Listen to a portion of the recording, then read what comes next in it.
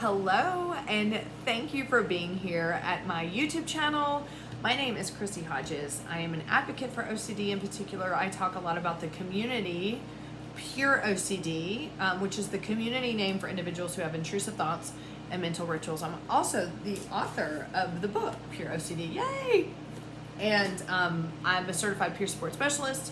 I work with people all over the world, providing support, and I can also provide referrals for therapists if you're looking for help with ERP therapy. I co-founded OCD Peers, which is a group-based practice where we provide groups to help normalize what you're going through, which is exactly what peer support is. Thank you for being here. All right, y'all know me. Like I get on tangents about things and I just can't let it go until I get it all out. And so what's happened is going to be irrelevant, in a few weeks or a few months or years or whatever, whenever you're watching this video. But if you follow me on Instagram, there was this big ordeal yesterday. There was a lot of misinformation posted about POCD, which is the intrusive thoughts about pedophilia. And I had to dig really heavy into advocacy, which is what I love doing and what I do best. I think when I get to stand up for our community in a way that is not holding back. I look at advocacy in that way, which, things that need to be said. I started doing advocacy a long time ago, and taboo intrusive thoughts, obscure intrusive thoughts are just my jam. Like, I love being able to talk about these things that no one is talking about, that really connects to you and your experience. Because let's just face it, living with this shit it can be terrifying and it can be completely lonely. And you really just think that you're going crazy and that nobody understands. So being able to be in a position to advocate to a degree where you have to say things that you need to say in order to represent an entire community is an honor for me. It also riles me up. So anyway, the whole point of this is I want to talk about taboo intrusive thoughts, and I want to talk about some of the challenges that those of us face when we have taboo intrusive thoughts, not only in the world, but in our own community. So with that, let's start with defining what taboo intrusive thoughts are.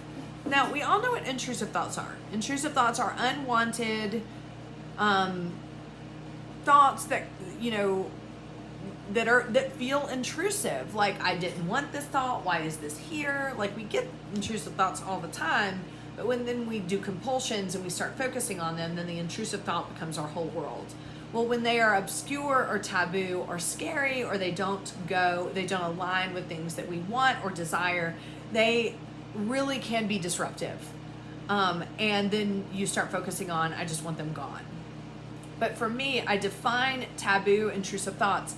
And this can also depend on where you're from in the world. It can also depend on some of your religious beliefs. That's fine too. You can define taboo intrusive thoughts in whatever way that you want. But for the sake of this video, because it's my video and this is kind of what I believe, I'm going to define intrusive thoughts by what the general population could and may say to you. Ugh, that's gross, you're a monster.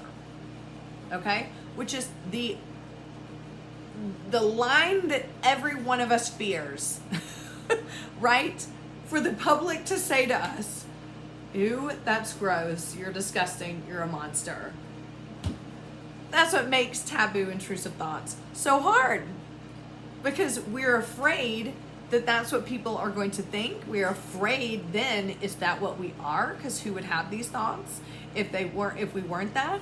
And so in having an experience like what happened yesterday, and having that experience of actually seeing that stuff on social media from someone who had no clue or was not interested in choosing to learn about POCD and taboo intrusive thoughts, I was mortified and devastated for the community of people who suffer with taboo intrusive thoughts to see out there so much misinformation being published just flippantly and just so insensitively. So, as you know, I always like to talk about the difficult stuff, but I just feel even that much more committed right now. I do feel like we're very oversaturated with people that are willing to talk about OCD, which is great, but we're still underrepresented in people that are really willing to dig in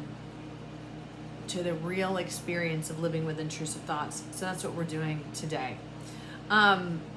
First of all, I define like taboo intrusive thoughts like I just told you. It's the things that you would say out loud and that people that might cringe or have a negative reaction and judge you for that. Now, I mean, in that way, everybody can feel like that they have taboo intrusive thoughts, but no. Like, I have the fear of vomiting, and I've also had POCD. I've also had incest OCD. I've had bestiality themed OCD. There is nothing about emetophobia, which is the fear of vomiting, the shame level that compares to the others. Like, there is a different degree, there is a different feeling of how I look at myself, I think of myself, and feel disgusted with myself about having those intrusive thoughts. I don't want to vomit either, but I don't judge myself for fearing something that a lot of people don't like. No, I mean, not a lot of people like barfing. I mean, some people do. I hate those people that are like, I like to barf because if my stomach hurts and then I throw up, I feel better. I'm like, I hate y'all. My stomach hurts, I make it hurt worse because I'm focusing on it so much.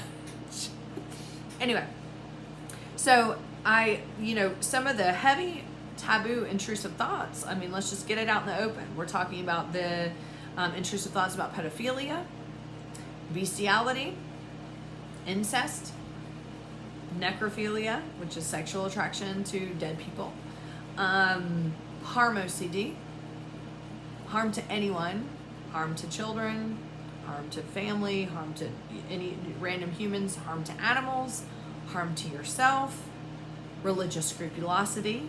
So a lot of that can involve like, selling your soul to the devil. I'm worried I sold my soul to the devil. I'm worried that I'm a bad person. I'm worried that I'm offending God. I'm worried about eternity. These are things that are very taboo.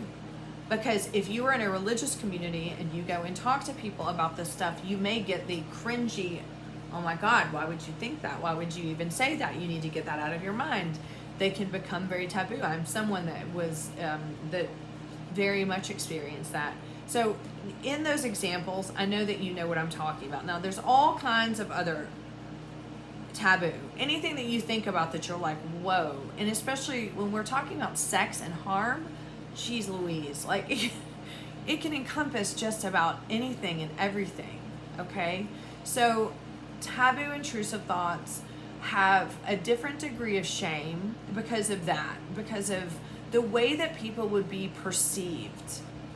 Now, I'm going to touch on this. So for different countries, different religions, different belief systems, the sexual orientation OCD, yes, that can fall into it too. Now, I personally don't believe that there's anything wrong with being gay, straight, bi, trans, asexual, any of that. So I don't consider those taboo intrusive thoughts. What I do consider that to be is that you are going to get an interesting reaction from people depending on what their beliefs are, depending what country you're from. They could be absolutely be taboo, depending what religious culture you follow, your family, things like that. So while I don't personally consider that a taboo intrusive thought, I know that for some of you, yes, it might be, and that's okay too. So I'm not excluding that. I'm just not including it in my own personal beliefs. So with this, I also just want to say, this is what I came here to say. First, we need more advocacy on this. We need more advocacy to help people know that if they have these obscure, very strange, intrusive thoughts that they are terrified about, or if they're feeling like, if I told people, this would be the reaction and this is why I stay quiet, which, as we know, increases shame, increases guilt and embarrassment. If we had more advocacy about that, people would know that they're not alone. And I'm telling you that you are not alone. I have heard so many intrusive thoughts, and I'm just like, yep, I've had that. Yep, I got that. Yep, And I hear people sometimes on the same days saying the same things, right? And so the problem is that because there's not a lot of advocacy, because then people think that they're alone. Why is there not a lot of advocacy? Okay, I'm just going to be ugly and blunt. Because people are chicken shit. That's the bottom line. They are. People are cowards. They're not willing to put themselves on the line to open up about some of these topics. It might be about money. Well, if I talk about this, then my nonprofit isn't going to get money. Give me a fucking break. I know. Or if I talk about this stuff, someone may get the wrong idea and I might get canceled. And let me just explain to you, like last night, there was this whole thing that happened yesterday. Some stupid person posted all this information about POCD. I don't know if it was a smear campaign about someone else. I don't know what it was. Okay, but all I saw was POCD was being misrepresented, and hundreds and thousands of people may have seen it. And I was like, no. Like, I have this, like, I am like the mama bear when it comes to people with POCD. Like, I literally want to protect everyone. So I just went after it. And I was taking Ollie, my dog, for a hike. And as I was getting out of the car, my friend Allegra texted me and she was like, oh, Chrissy. And I was like, what? And she was like, your video got reposted on this huge site. Okay. And so I thought, I went for the hike. And the first thing I thought was, or I had a brief moment of like, uh-oh. Like, what if I get canceled? Like, well, first of all, y'all, if I do, I'll start up another YouTube channel. Like, no big deal. I'll still keep talking about this stuff. But either way, if I did, and all of a sudden it became this thing that I'm, because people aren't willing to understand what POCD is, it was about a 30-second, and then I was like, I don't care. Because at the end of the day, if people get angry about the video, if 99% of people get angry about that video, I posted a video on Instagram just talking directly to my people with POCD. I thought, if 99% of people get mad about that video, but 1% of people who watch it are like, I'm not alone. That's all that matters. That's all that matters, right? And so anyway, that's the first reason. Because people are too afraid to talk about it. Now, I'm not talking about you, because having something and talking about it is very different. I had sexual orientation OCD really for a long time. And when I started doing advocacy, I could talk about any other topic. That one was the hardest. And I don't consider that to be taboo. And so I literally could talk about anything and everything, and the groinal to boot. But when it came to talking about my personal experience with sexual orientation, it was just hard because it was personal. So I'm not saying that you're a coward. Lord have mercy. Don't read it as that. What I'm saying is people who have made it their mission and their alignment to be advocates or to start organizations, and they're not saying anything, well, they need to examine themselves and why they will stand up for some people in the community and not others. That's my take. The second piece about it is this, and I want to dig into your experience here. I want to dig into, and I'm going to just be very transparent with you.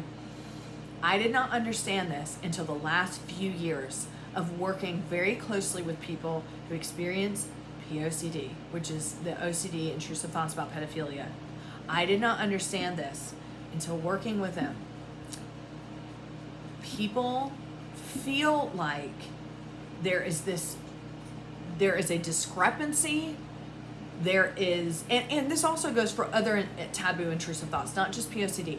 People feel like they are disconnected when we're touting this saying of like, all themes are alike. Now you may be like, Chrissy, you are a hypocrite. Because in previous videos, I have probably said that the themes don't matter, the content doesn't matter. So go ahead and crucify me, I don't care. But I am also showing you right now, as an advocate, I can learn and grow, right? I can change my mind. I can listen to the community and adapt to what they say.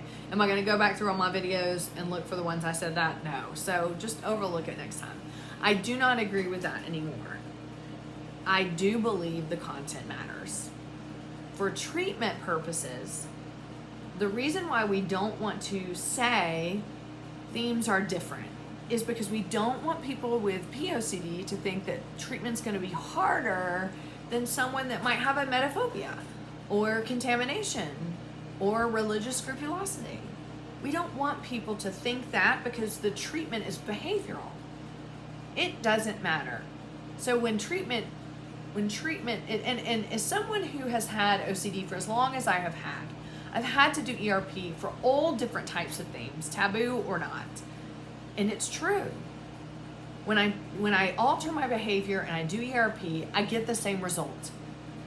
Emotionally, it might feel different. Okay? And that's the case. But what I want to say to you today, and I probably have 8,000 points, and I'm probably only going to get to this one, is that I'm making a conscious effort to really start getting away from this labeling of intrusive thoughts as they're all the same, because they're not. They're not.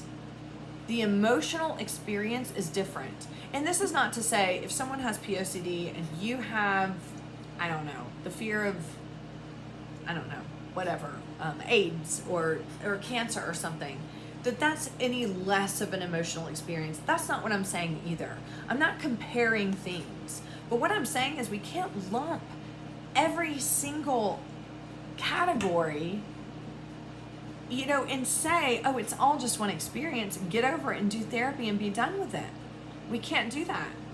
Because what we're doing is we're really letting down the community of people who are like, I cannot identify with someone who's afraid of germs versus me being afraid I'm going to molest my child. I can't identify, I can't connect, I don't feel included, and that has to stop. We have to be able to open up dialogue in our community about how people are emotionally impacted by the themes. And this is all inclusive, no matter what the themes, because we all come from different backgrounds. We all come from different trauma, different cultures, religions, everything. And so things land differently for us. So I can't just go out, you can't just come onto my page and be like, well, Chrissy experienced this with religious scrupulosity and she didn't have any shame, so I shouldn't. That's not true. And I did have shame, but at the same time, like, my experience with it was very different than yours. And we have to honor that, because healing is not just, I'm going to do the behavioral work and then it's all gone and I'm all better. When we do that, we really discredit like how much of an impact OCD has had on us and how much we have changed because of it. And that's okay. And that's a video I'm going to do next, is grief and change when it comes to OCD. So in conclusion, I know that I was all over the place here, but you know how I get. When I'm all fired up, I'm all over the place anyway. The conclusion here is this. If I haven't already, I'm going to show up for you and spread more awareness, on taboo intrusive thoughts. Maybe I haven't done enough. Maybe I need to do more. And maybe you need a place that you can come that's safe and that you know that it's not just cookie cutter, because you're having an emotional connection to your intrusive thoughts that's blocking your way to wanting to get treatment, or even if you've had treatment, to really feel like that you've healed. Now, I will tell you this, community helps. And I don't mean community in the way of like, you have to go follow all these accounts on Instagram and look at all this crap that's, telling you what to do in this and this. I'm talking about community, connecting with people who have OCD, who get your theme, that understand this. I need to start an OCD peers group for Taboo Intrusive Thoughts. That's probably what I need to do.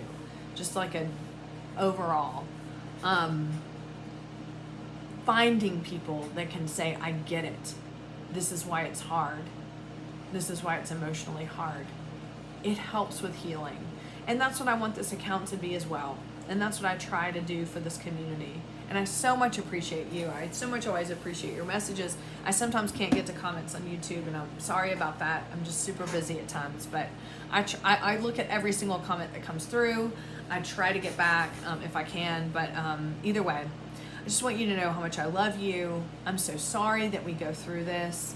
I'm so sorry about what we go through. It's so unfair. But we do have each other, and we have the ability to connect in a way and learn and grow, become empathetic, become compassionate, and understand humanity in a different way than most people do. Anyway, thanks for listening. I hope this wasn't too ranty. If you are looking for treatment, NoCD is an app that does treatment here in every single state, the UK, Australia, and Canada. You can find them at treatmyocd.com, or there's a link down in the description. If you're looking for peer support services, go to chrissyhodges.com. We'll get back to you with some information on how to sign up. And if you want group support, ocdpeers.com. As always, thanks for being here. I'm just glad we get to connect. And I hope you know that you're not alone.